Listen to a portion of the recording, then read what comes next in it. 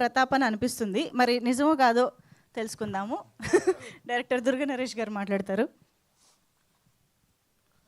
కదిపితే కన్నీళ్ళు వచ్చేలా ఉన్నాయండి. అక్కడ కూర్చునేవాడినండి, ప్రతి ఈవెంట్కి వచ్చేవాడిని ప్రసాద్ ల్యాబ్లో. ఇది అందరినీ ద్రాక్షలాగా ఉండేది నాకు. అక్కడ నుంచి చూస్తూ ఉండేవాడిని.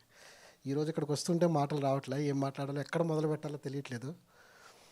ఫస్ట్ రామోజీరావు గారికి అండి, సార్ మీకు నేను జీవితాంతం రుణపడి ఉంటాను, ఎక్కడున్నారో కానీ నా మాటలు మీకు వినిపించాలని కోరుకుంటున్నాను.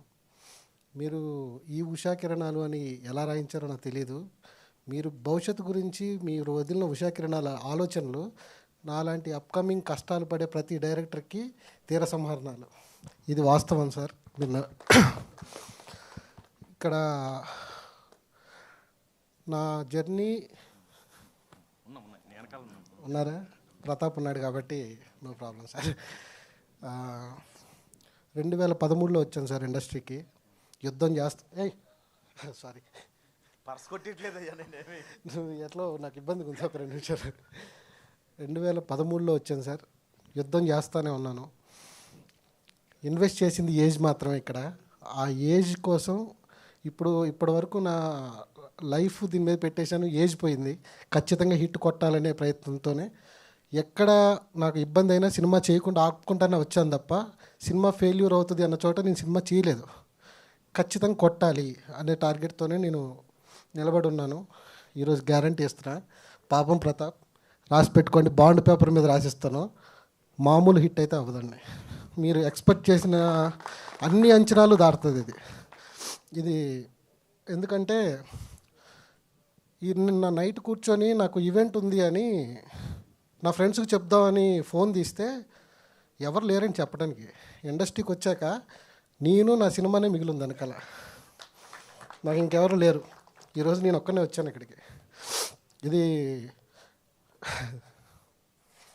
థ్యాంక్ యూ రాకేష్ గారు, సాయి గారు, నితిన్ గారు, క్రియేటివ్ హెడ్స్, కిషోర్ గారు. కథ విన్న దగ్గర నుంచి అండి ఈ రోజు వరకు, నేను ఇక్కడ నిలబడ్డ వరకు ఒక్కరోజు నా దగ్గరకు వచ్చి ఈ షాట్ ఎందుకు తీసావు, ఇది ఎందుకు వేస్ట్ చేసామని ఒక్క మాట మాట్లాడలేదు సార్. ఫ్రీడమ్ ఇచ్చారు, అందుకే ఈ సినిమా ఇంత బాగా వచ్చింది, బాగా తీయగలిగాను. మిమ్మల్ని అందరినీ ఎంటర్టైన్ చేస్తుంది. 17వ తారీఖు వస్తుంది థియేటర్లకి.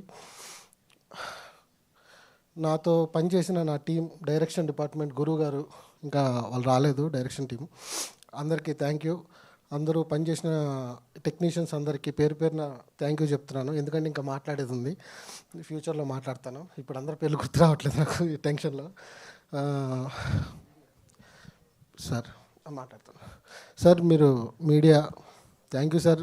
అక్కడ మైక్ ఇచ్చి ఏమనుకుంటున్నారు పాపం అంటే, మీకు ఒకవేళ తెలిసి ఉండొచ్చేమో, చెప్తే పాడైపోద్ది సార్ సినిమా అని ఆపారు చూసారా. Hats off sir. నేను ఎంతకంటే ఇంకా ఒక మాట కూడా నా నోట్లోంచి రావట్లేదు. మీడియా మాత్రమే సినిమాని తీసుకెళ్తుంది. దీని వెనకాల కొన్ని సంవత్సరాల యుద్ధం ఉంది, ఖచ్చితంగా గెలుస్తానని నమ్మకం ఉంది. జస్ట్ మీ సాయం చేయండి, నేను ముందుకు తీసుకెళ్ళిపోతాను నా సినిమాని. Thank you so much sir. ఇక్కడికి వచ్చిన వాళ్ళందరికీ. నితిన్ గారు రాలేదు, సాయి గారు థ్యాంక్ యూ సార్, సపోర్ట్ చేశారు. సుహృత్ మర్చిపోయాను. మనం కమర్షియల్ బడ్జెట్లో పడి ఒరిజినల్ సినిమాని, కథల్ని వదులుకుంటూ వెళ్తున్న టైం ఇది. నేను మళ్ళీ బ్యాక్ తీసుకెళ్ళి కథని ఈవీవి గారు, ఎస్వి కృష్ణారెడ్డి గారి దగ్గర వర్క్ చేశాను సార్. నేను దశరథ్ గారి దగ్గర చేశాను. మళ్ళీ ఆ ఓల్డ్ని వెనక్కి తీసుకురావాలని, మనం ఏదైతే మిస్ అవుతున్నామో ఆ ప్రపంచాన్ని మళ్ళీ మనం కోరుకుంటామని ఆ ఓల్డ్లోకి వెళ్ళాను. ఎంటర్టైన్మెంట్ అనే ఒక సినిమాని మిస్ అవుతున్నాం. ఆ సినిమాని నేను ఖచ్చితంగా చూపిస్తున్నాను. ఖచ్చితంగా ఎంజాయ్ చేస్తారు సార్. Thank you. ఈ అవకాశం ఇచ్చిన అందరికీ రుణపడి ఉంటాను. Thank you. Super sir. Wishing you